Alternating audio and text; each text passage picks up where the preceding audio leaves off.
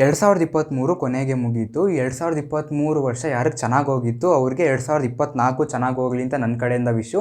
ಅದೇ ಥರ ಕೆಲವೊಬ್ಬರಿಗೆ 2023 ಚೆನ್ನಾಗಿ ಹೋಗಿಲ್ಲ, ಕೆಲವೊಂದು ಕಹಿ ಘಟನೆಗಳಾಗಿದ್ದರೆ 2024 ಇನ್ನೂ ಚೆನ್ನಾಗಿರುತ್ತೆ ಅಂತ ಒಂದು ಹೋಪ್ನ ಹೇಳ್ತಾ ಈ ವಿಡಿಯೋನ ಸ್ಟಾರ್ಟ್ ಮಾಡ್ತೀನಿ. So happy new year to everyone personally ನನ್ನ ಕಡೆಯಿಂದ.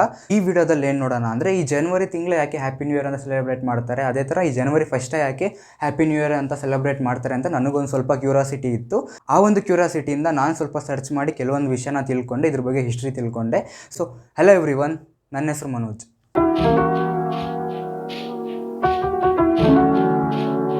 ಸೊ ಇವಾಗಿರೋ 365 ಡೇಸ್ ಆದ ಸ್ಟ್ಯಾಂಡರ್ಡೈಸ್ ಕ್ಯಾಲೆಂಡರು ಮೊದಲನೇದಿಂದನೂ ಇತ್ತು ಅಂತ ನೋಡೋದಾದರೆ ಅದೇ ಇಲ್ಲ. ಇವಾಗ ಮುಂಚೆ ಹಳೆ ಕಾಲದ ಏಷ್ಯಂಟ್ ಕಲ್ಚರಲ್ಲಿ ನೋಡೋದಾದರೆ ಈ ಮೆಸೊಪೊಟೇಮಿಯನ್ ಸಿವಿಲೈಸೇಷನ್ ಅಂದರೆ 6000 ಇಯರ್ ಹಿಂದೆ ಇದ್ದ ಒಂದು ಸಿವಿಲೈಸೇಷನ್ ನೋಡೋದಾದರೆ, ಫಸ್ಟು ನ್ಯೂ ಮೂನ್ ಆಫ್ಟರ್ ವರ್ನಲ್ ಈಕ್ವಿನಾಸ್, ಇದೊಂದು ಆಸ್ಟ್ರಾನಮಿಕಲ್ ಮೂನ್ ಇವೆಂಟು. ಈ ಒಂದು ಇವೆಂಟ್ ದಿನ ಈ ನ್ಯೂ ಇಯರ್ ಅಂತ ಸೆಲೆಬ್ರೇಟ್ ಮಾಡ್ತಿದ್ರು.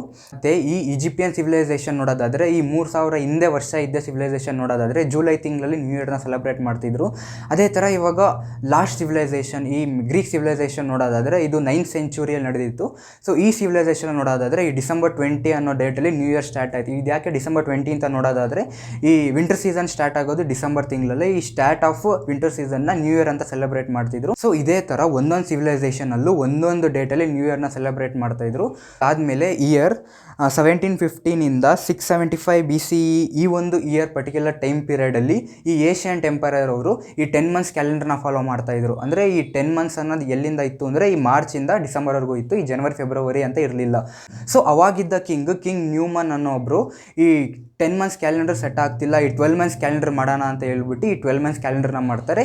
ಈ 12 ಮಂತ್ಸ್ ಕ್ಯಾಲೆಂಡರ್ ಏನಕ್ಕೆ ರೆಫರ್ ಮಾಡ್ತಾರೆ ಅಂತ ನೋಡೋದಾದರೆ, ಈ 12 ಸೈಕಲ್ಸ್ ಆಫ್ ಮೂನ್ ಇದೆಯಲ್ಲ, ಸೊ ಅದ್ರ ರೆಫರೆನ್ಸಿಂದ ಈ 12 ಮಂತ್ಸ್ ಕ್ಯಾಲೆಂಡರ್ ಮಾಡೋಣ ಅಂತ ಈ ಜನವರಿ ಮತ್ತು ಫೆಬ್ರವರಿ ಆ್ಯಡ್ ಮಾಡ್ತಾರೆ. ಸೊ ಈ ಜನವರಿ ಫೆಬ್ರವರಿ ಹೊಸದಾಗಿ ಆ್ಯಡ್ ಮಾಡಿದಾಗ ಯಾವಾಗಲೂ ಒಂದು ವಿಷಯ ಆಲ್ರೆಡಿ ಇದ್ದಾಗ ಅದ್ರ ಕೆಳಗೆ ಆ್ಯಡ್ ಮಾಡ್ತಾರೆ. ಅಂದರೆ ಡಿಸೆಂಬರ್ ಆದಮೇಲೆ ಜನವರಿ ಫೆಬ್ರವರಿ ಅಂದ್ರೆ ವಿಷಯ ಬರಬೇಕಿತ್ತು.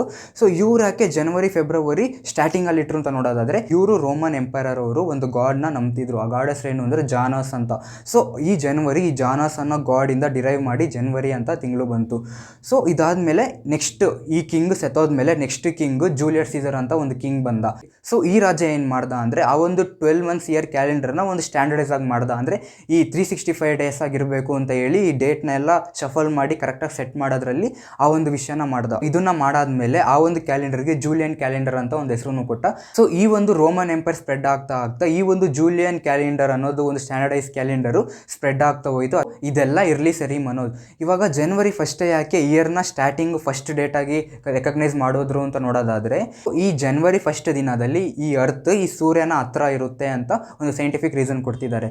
364 ಡೇಸಲ್ಲಿ ಇಲ್ದರೆ ಅರ್ತು ಈ ಜನವರಿ ಫಸ್ಟ್ ಅನ್ನೋ ಡೇಟಿಗೆ ಈ ಅರ್ತ್ ಈ ಸೂರ್ಯನ ಹತ್ರ ಬರುತ್ತೆ ಅನ್ನೋದು ಆ ಒಂದು ರಾಜ ನಂಬ್ತಿದ್ರು. ಅದೇ ಥರ ಆ ಒಂದು ಎಂಪೈರ್ ಸ್ಪ್ರೆಡ್ ಆಗ್ತಾ ಈ ಒಂದು ಕ್ಯಾಲೆಂಡರ್ ಪ್ರಪಂಚದಲ್ಲಿ ಎಲ್ಲ ಕಡೆ ಸ್ಪ್ರೆಡ್ ಆಗ್ತಾ ಇತ್ತು. ಸೊ ಆ ಕಾಲದಲ್ಲಿ ಫಾಲೋ ಮಾಡ್ತಿದ್ದ 365 ಡೇಸ್ ಕ್ಯಾಲೆಂಡರ್ ಇವತ್ತಿನವರೆಗೂ 365 ಡೇಸ್ ಈ ಜನವರಿಯಿಂದ ಡಿಸೆಂಬರ್ವರೆಗೂ ಒಂದು ಸ್ಟ್ಯಾಂಡರ್ಡೈಸ್ ಆಗಿ ಈ ಒಂದು ಫಾರ್ಮ್ಯಾಟಲ್ಲಿ ಫಾಲೋ ಮಾಡ್ತಾ ಇದ್ದೀವಿ. ಸೊ ಇದೇ ಈ ನ್ಯೂ ಇಯರ್ ಈ ಜನವರಿ ಫಸ್ಟಿಗೆ ಇದ್ದ ಒಂದು ಚಿಕ್ಕ ಹಿಸ್ಟ್ರಿ. ಸೊ ನಾನು ಈ ವಿಷಯನ ಸ್ವಲ್ಪ ಕ್ಯೂರಿಯಸ್ಸಿಂದ ತಿಳ್ಕೊಂಡು ನಾನು ನಿಮಗೆ ಹೇಳಿದೆ, ಮತ್ತೆ ಹೇಳ್ತಾ ಇದ್ದೀನಿ happy new year to everyone. And ನಾಳೆ ಇನ್ನೊಂದು ವಿಡಿಯೋಲಿ ಮೀಟ್ ಮಾಡ್ತೀನಿ. Until then love you all, take care, bye.